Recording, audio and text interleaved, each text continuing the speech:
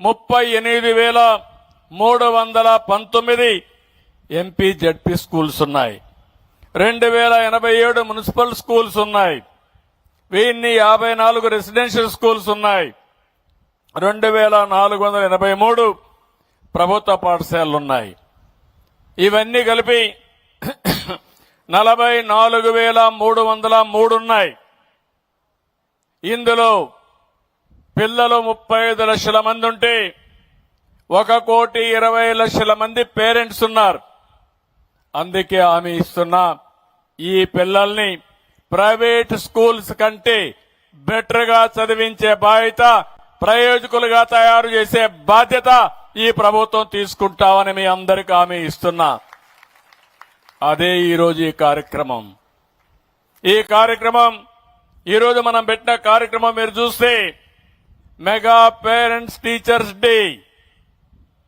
ఇది శాశ్వతంగా నిర్వహించుకోవాల్సిన అవసరం ఉంది.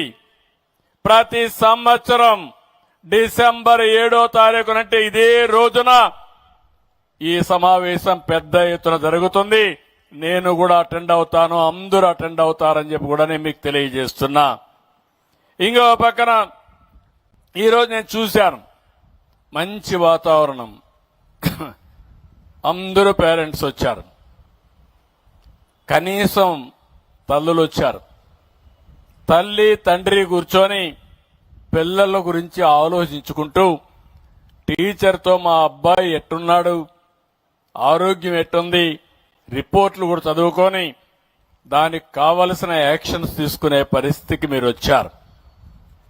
ఇది ఒక చరిత్రను మార్చబోయే రోజు.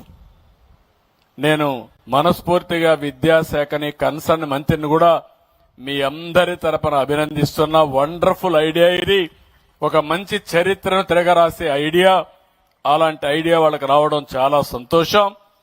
అప్పుడప్పుడు పెట్టుంటే ఇంత అటెన్షన్ వచ్చేది కాదు, కానీ ఒకే రోజున ఇన్ని స్కూల్స్ లో పెట్టి దగ్గర 1,20,00,000 మంది భాగస్వాములు కావడం ఒక చరిత్ర. నేను ఎట్లా చేశారో చూశాను, బ్రాడ్ గా చెప్పారు, కానీ నేను డీటెయిల్స్ గా పోలేదు. విద్యాశాఖ చాలా బాగా చేశారు. ప్రోగ్రెస్ రిపోర్టు చూశాను, దాన్ని ఎవాల్యుయేషన్ చేసే తీరు చూశాను, ఇంటర్నల్ ఎగ్జామ్స్ లో ఎట్లా మార్కులు వేస్తారో చూశాను, దానికి యాన్యువల్ ఎగ్జామ్స్ లో ఎట్లా వేస్తారో చూశాను. అవన్నీ చూసిన తర్వాత నేను పూర్తిగా కన్విన్స్ అయ్యా. రేపు రాబోయే రోజుల్లో పేరెంట్స్ కి అందరికి మీకు చెప్తున్నా, మీ పిల్లలు ఎవరైనా స్కూలుకు డుమ్మా కొడితే సాయంత్రానికి మీకు మెసేజ్ వస్తుంది, ఆ ఏర్పాటు చేస్తానని చెప్పి కూడా నేను మీకు తెలియజేస్తున్నా. వాట్సాప్ మెసేజ్ లో సాయంత్రం వచ్చేస్తుంది మీకు. ఇంకా మీకు ఎవరికి అనుమానం అవసరం లేదు, మా పిల్లాడు స్కూల్కి పోయాడా లేదా కనుక్కోవాల్సిన పని లేదు. పరీక్షల్లో కూడా రాసిన తర్వాత ఆ ఎగ్జామ్స్ రిజల్ట్స్ కూడా మీకు పంపించేస్తాం, మళ్ళా వాట్సాప్ మెసేజ్ లో పంపించేస్తాం. ఆరోగ్య విషయాలు కూడా మీకు పంపించేస్తాం. నా ఆలోచన ఒకటి, ప్రతి ఒక్కరి ఆరోగ్యాన్ని కాపాడాలనేది నా ఆలోచన. దానికి డాక్టర్స్ చూపిస్తాం, పిల్లల్లో అవగాహన పెంచుతాం, ఎలాంటి న్యూట్రిషన్ తీసుకోవాలని అవన్నీ కూడా చెప్పే బాధ్యత తీసుకుంటాం. ఇంకో పక్కన ఇలాంటి కార్యక్రమాలు సంవత్సరంలో 3 సార్లు పెడతాం. ఫస్ట్ క్వార్టర్ అవుతానే ఒకసారి పెడతాం, రెండో క్వార్టర్ అవుతానే ఒకసారి పెడతాం. అది కూడా రెండో క్వార్టర్ అయితే ఫిక్స్ చేసాం డేట్ కూడా. కరెక్ట్ గా డిసెంబర్ 7వ తారీఖున ఈ రోజునే ప్రతి సంవత్సరం ఈవెంట్ ఉంటుంది, మెగా ఈవెంట్ ఉంటుందని చెప్పి కూడా నేను మీకు తెలియజేస్తున్నా. దీని తర్వాత యాన్యువల్ ఈవెంట్ తీసుకొస్తాం. ఈ సమావేశంలో ఒక చదువు విషయమే కాదు, ప్రవర్తన, క్రమశిక్షణ, తల్లిదండ్రులు, పిల్లలందరూ కలిసి ఆలోచించుకునే విధంగా ఏర్పాటు చేస్తాం. ఇంకో పక్కన ఇప్పుడే మన వాళ్ళు చాలా విషయాలు చెప్పారు, వాల్యూస్ గురించి మాట్లాడారు. నేను ఆ విషయం కూడా మీ అందరితో చెప్పాల్సిన అవసరం ఉంది. భారతదేశం యొక్క గొప్ప సంపద కుటుంబ వ్యవస్థ. ప్రపంచంలో ఎక్కడా లేదు ఈ వ్యవస్థ. అమెరికాలో పోతే అమెరికాలో ఇంటర్మీడియట్ అవుతానే కొడుకును బయట పంపించి ఆయన సంపాదించుకుంటూ చదువుకోవాలి, పైకి రావాలి, జీవితం గడపాలి. ఎప్పుడన్నా వస్తే గౌరవంగా వచ్చి తల్లిదండ్రులు కలిసిపోతారు. కానీ భారతదేశంలో ఇంటర్మీడియటే కాదు, BA చదివిన తర్వాత పైకి వచ్చిన తర్వాత కూడా అనునిత్యం పిల్లల కోసం పనిచేసే సంస్కృతి ఉండే ఏకైక దేశం భారతదేశం అని చెప్పి కూడా నేను మీకు తెలియజేస్తున్నా. అది ఒక హిందూ కుటుంబమే కాదు, ఒక ముస్లిం కుటుంబమే కాదు, ఒక క్రిస్టియన్ కుటుంబం గాని అందరూ కూడా కుటుంబ వ్యవస్థను గౌరవిస్తారు. ఒకసారి పెళ్లి చేసుకుంటే పెళ్లెప్పుడో స్వర్గంలో జరిగింది కాబట్టి విడాకులు కూడా చేయకుండా కలిసి ఉండే సంస్కృతి ఉండే దేశం భారతదేశం అని చెప్పి కూడా నేను మీకు తెలియజేస్తున్నా. దీనివల్ల అనిపిస్తుంది మీకు ఏంటి లాభం అని. భార్య భర్త ఎప్పటికప్పుడు మెటీరియలిస్టిక్ గా అంటే అనుబంధం కాదు, వాళ్ళ అనుబంధం కాంట్రాక్ట్ గా ఉందంటే ఆ జీవితం మీరు ఒక్కసారి గుర్తుపెట్టుకోవాలి. పిల్లలకి తండ్రి డబ్బులు ఇస్తే అప్పు కింద రాసుకుంటాడు, పిల్లలు తండ్రికి డబ్బులు ఇస్తే అప్పు కింద రాసుకుంటారు. అంటే మళ్ళా నువ్వు సంపాదించి మాకు డబ్బులు కట్టమని. అలాంటి సంస్కృతి మనకు కావాలని అడుగుతున్నా. అది మన యొక్క సంస్కృతి. దీన్ని మీరు కాపాడుకోవాల్సిన బాధ్యత మీ అందరిపైన ఉంది. ఇదేదో నేను చాగంటి కోటేశ్వరరావుని పెట్టాను, విలువలు వచ్చేస్తాయని కాదు. ఈరోజు ఈ విలువలను కాపాడాలంటే ప్రతి ఒక్క ఫ్యామిలీ, ప్రతి ఒక్క తల్లి తండ్రి పిల్లల్ని పెంచే విధానంలో ఇవన్నీ కూడా ఆచరించాల్సిన అవసరం ఉందని చెప్పి కూడా నేను మీకు తెలియజేస్తున్నా. అవి కానీ చేయగలిగితే మన పిల్లలు కూడా అని చెప్పి నేను మీకు తెలియజేస్తున్నాను.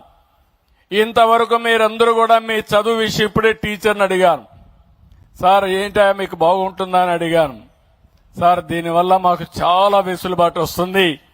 ఇంతకుముందు పిల్లలు మా మాట వినేవాళ్ళు కాదు, కానీ ఇప్పుడు తల్లి తండ్రి వచ్చారు కాబట్టి మేము చెప్తే మా మాటకు కూడా పిల్లలు గౌరవిస్తారని టీచర్లు చెప్పే పరిస్థితికి వచ్చారంటే మీకు తెలియకుండా పెను మార్పులకు దారి తీస్తా ఉంది. అంటే ఒక బాధ్యత. నేను ఆ విషయం మాట్లాడుతున్నా. బాధ్యత మన కోసరం, మన భవిష్యత్తు కోసరం.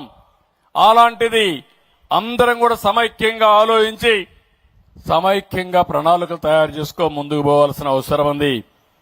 ఈ రోజు దీంట్లో నేను చూశాను, ఇండివిజువల్ గా పేరెంట్ టు టీచర్ మీటింగ్లు పెట్టారు, ప్రోగ్రెస్ రిపోర్ట్ హోలిస్టిక్ గా ఇచ్చారు, స్కూల్ కి అకాడమిక్ దీనికి స్టార్ రేటింగ్ ఇచ్చారు, కల్చరల్ స్పోర్ట్స్ యాక్టివిటీస్ ప్రాధాన్యత ఇచ్చారు, అవేర్నెస్ కింద ఫీడ్బ్యాక్ కలెక్షన్ కింద ఎన్ని పెట్టారు.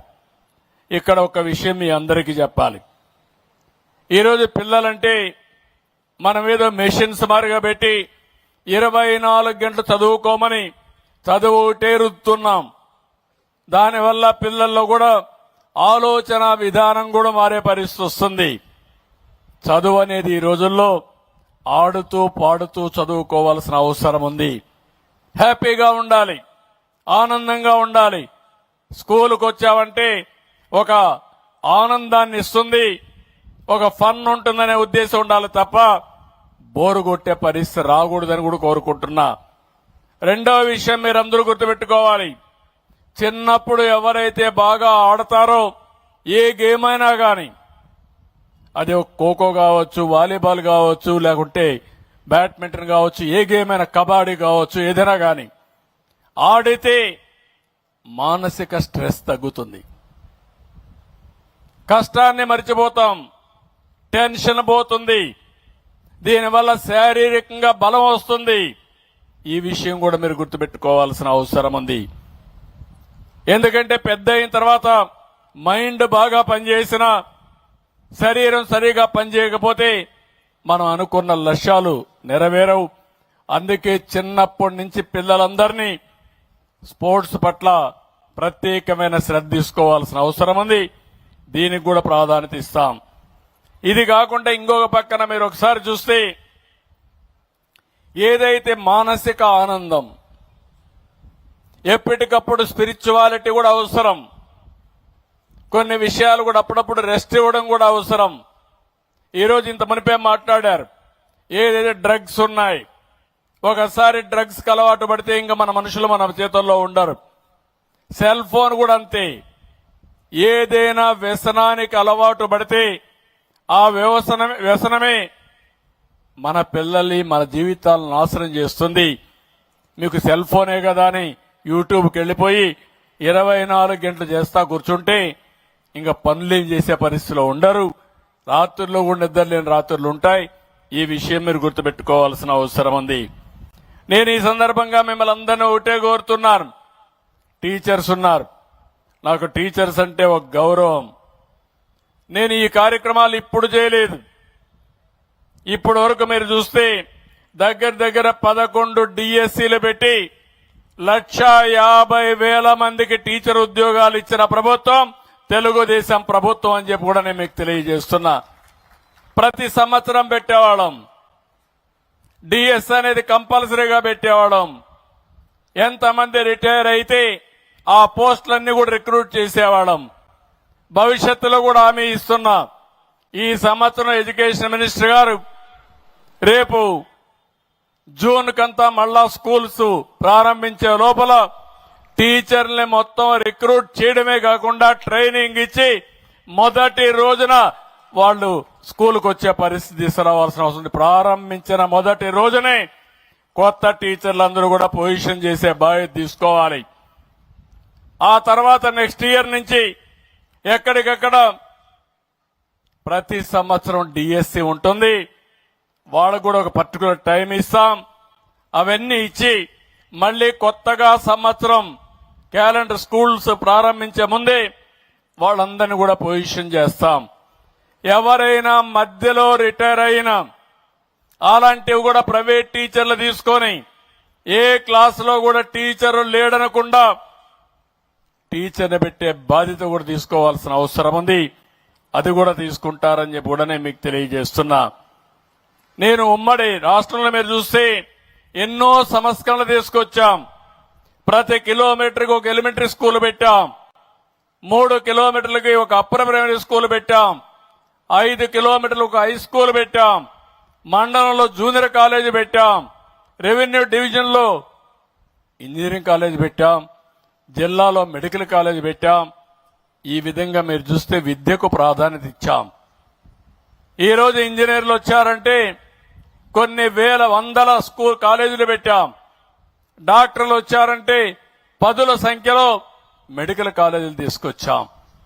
దానివల్ల మన వాళ్ళు డాక్టర్లు అయ్యారు, ఇంజనీర్లు అయ్యారు, బ్రహ్మాండంగా చదువుకొని ముందుకు పోయే పరిస్థితికి వచ్చారు. ఇంకో పక్క గురుకుల పాఠశాలలు తీసుకొచ్చాం. పేద పిల్లలకు రెసిడెన్షియల్ స్కూల్స్ తీసుకొచ్చాం. ఇంకో పక్క ఆడబిడ్డలకి ఫస్ట్ టైం మీరు ఒకసారి చూస్తే గర్ల్ చైల్డ్ ఇన్సూరెన్స్ స్కీమ్ తీసుకొచ్చి 5,000 రూపాయలు బ్యాంకులో డిపాజిట్ చేసి వాళ్ళ చదువుకు జీవితంలో సెటిల్ కావడానికి ఆ రోజు డబ్బులు ఇచ్చాం. ఇంకో పక్కన ఆడబిడ్డలకు పెళ్లిళ్లకు కూడా ఆర్థిక సహాయం చేసిన ప్రభుత్వం తెలుగుదేశం ప్రభుత్వం అని చెప్పి కూడా నేను మీకు తెలియజేస్తున్నా. ఉద్యోగాల్లో కాలేజీల్లో మీరు చూస్తే 33% రిజర్వేషన్లు తెచ్చాం. ఈరోజు టీచర్లకైతే 50% అంతా కూడా మొత్తం టీచర్లు అమ్మాయిలే ఉండే పరిస్థితి తీసుకొచ్చాం. తొందరలోనే 16,347 మెగా టీచర్లు కూడా రిక్రూట్ చేస్తాం. ఇది కాకుండా మీరు చూస్తే నేను గతానికి పోకూడదనుకున్నాను కానీ గతం కూడా ఆలోచించుకోవాల్సిన అవసరం ఉంది. గతంలో మీరు చూస్తే ఎక్కడ చూసినా నాకు ఒక వారసత్వంగా సమస్యలన్నీ వచ్చాయి. గుంతలబడిన రోడ్లు, టౌన్స్ లో ఎక్కడ చూసినా గార్బేజ్, 84 లక్షల మెట్రిక్ టన్నులు చెత్త చెదారం టౌన్స్ లో పేరకపోయింది. ఇంకో పక్కన 10 లక్షల కోట్ల రూపాయల అప్పులు, ఒక్క విద్యా వ్యవస్థలో 6,500 కోట్ల రూపాయల అప్పులు. ఇంకో పక్క బిల్లులు చూస్తే 1,00,000 కోట్ల పైన బిల్లులు బకాయిలు. ఇక్కడ ఫీజు రీఎంబర్స్మెంట్ గానీ హాస్టల్ ఖర్చులు చూస్తే 3,500 కోట్ల రూపాయలు బకాయిలు పెట్టారు. స్కూల్ కి డబ్బులు 920 కోట్ల రూపాయలు చెల్లించలేని పరిస్థితి. బట్టలు కుట్టిన డబ్బులైతే 200 కోట్లు ఇవ్వలేదు. నాడు నేడులో పనులు చేసి 1450 కోట్లు ఇవ్వలేదు. మధ్యాహ్న భోజన బిల్లులు, కోడిగుడ్ల డబ్బులు, కడాన చిక్కీల డబ్బులు కూడా పెండింగ్ పెట్టేసి వెళ్ళిపోయారు.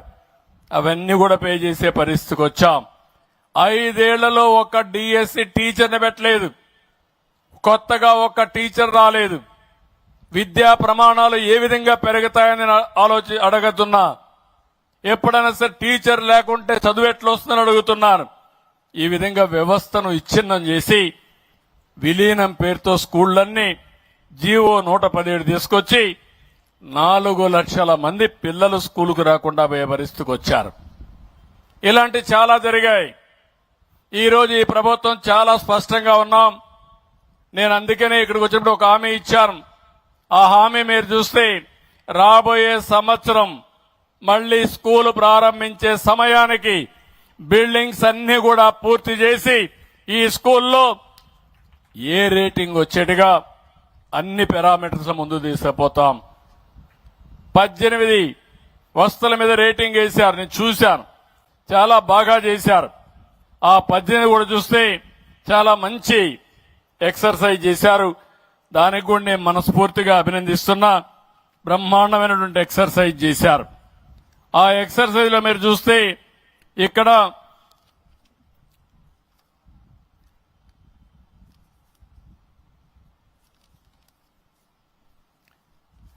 దగ్గర క్లాస్ రూమ్స్ ఒకటి, boundary wall, electricity, toilet facilities, drinking water, library, play ground, dustbins, furniture, science laboratory, internet, ICT tools, ICT computer labs, digital library, kitchen shed, అదే మరి vocational laboratory, kitchen gardens, CWSN friendly toilets అన్ని కలిపి 18 items కింద ఒక్కొక్క దానికి 5 మార్కులు వేశారు weightage కింద.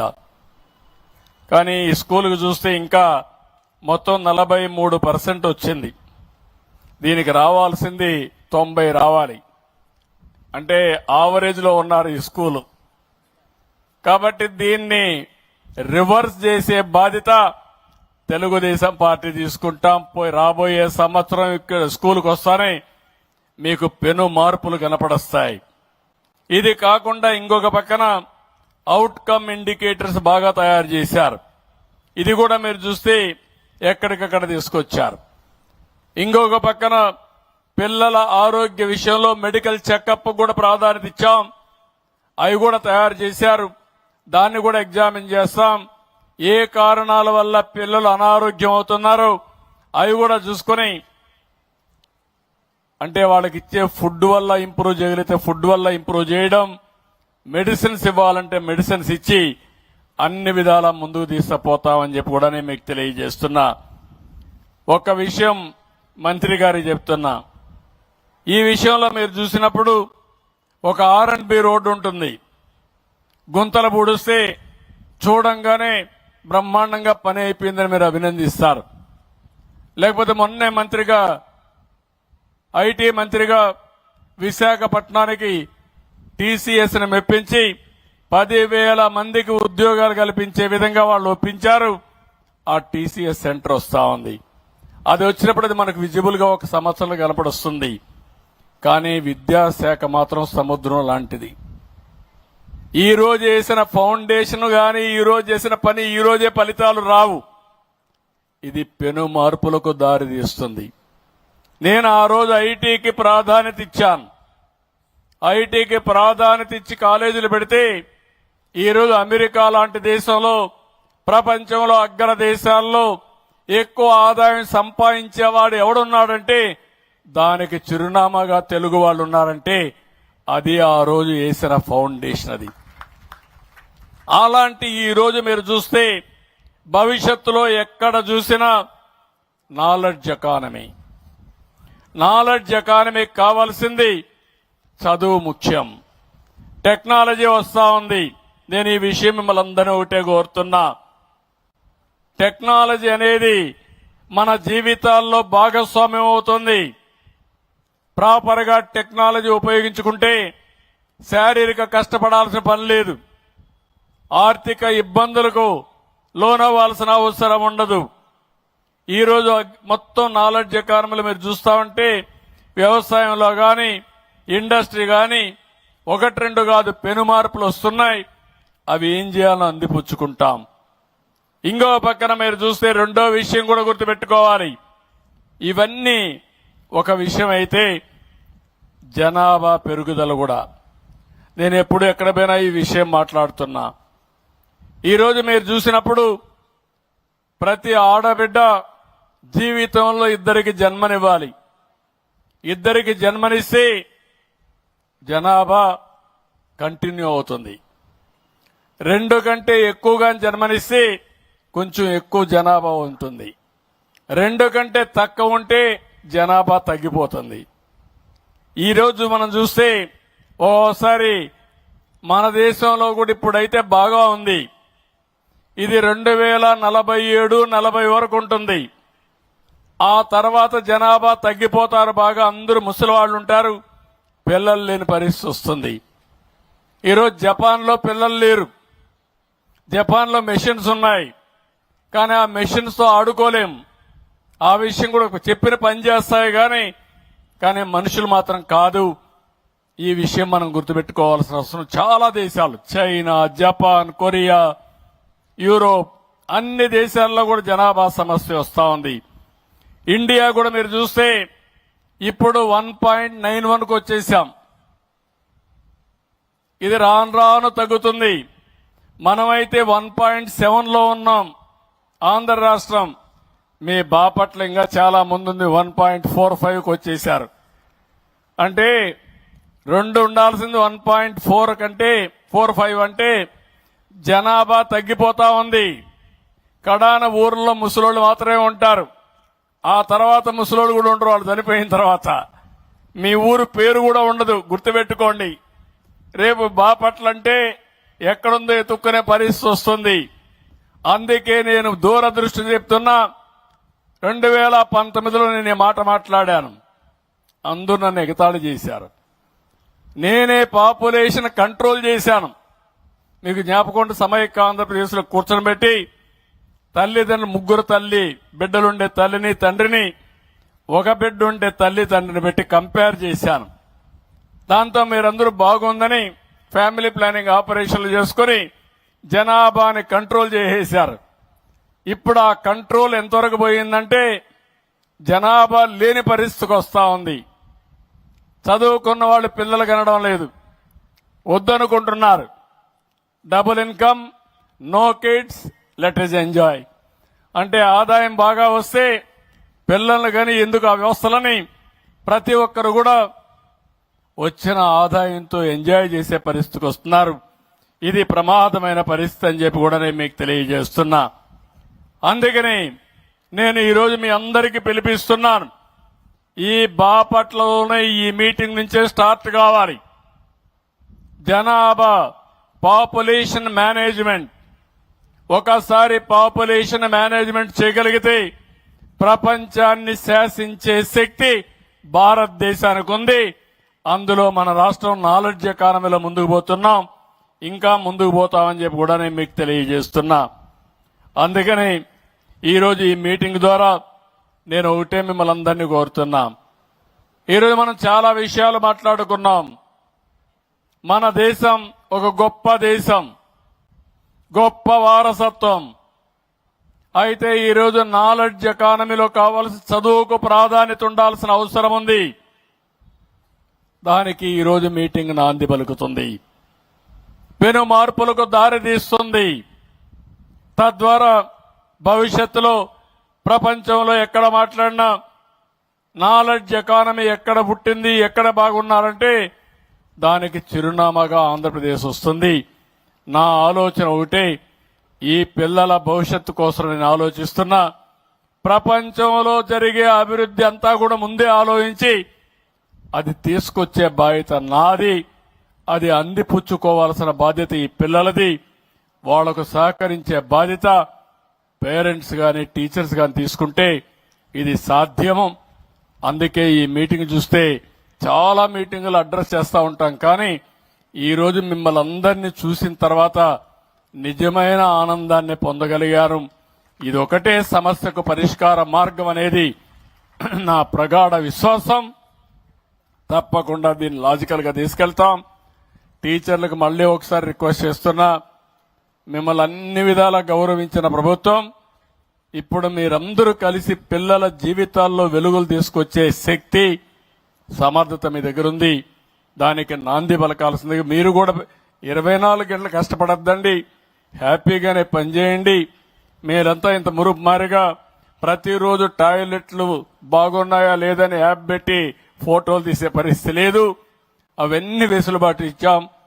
అదే సమయంలో బాధ్యతగా ముందుకు పోమని టీచర్స్ అందరిని కోరుకుంటూ, ఇదే స్ఫూర్తి చూపించాల్సిందిగా తల్లిదండ్రులను కోరుకుంటూ, మరొక్కసారి పిల్లలు మీ అందరికీ best of luck. I wish all the best. ఈ రోజు బాగా మిమ్మల్ని చూశాను, చాలా బ్రైట్ గా ఉన్నారు. మీరే మా ఆశ, మా నమ్మకం. దాన్ని నిలబెట్టాల్సిందిగా మళ్ళీ ఒకసారి పిల్లలందరినీ కోరుకుంటూ అందరికీ నమస్కారాలు. జై హింద్, జై జన్మభూమి.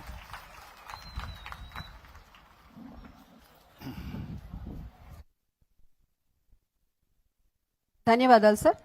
అందరూ ఒక్కసారి లేచి నిలబడి కుడి చేతిని ముందుకు చాపి ప్రతిజ్ఞ చేయటానికి మెగా పేటీఎం సందర్భంగా ఒక చక్కటి ప్రతిజ్ఞ చేద్దాం. జ్యోత్స్న గారి ఆధ్వర్యంలో ప్రతిజ్ఞ జరుగుతుంది.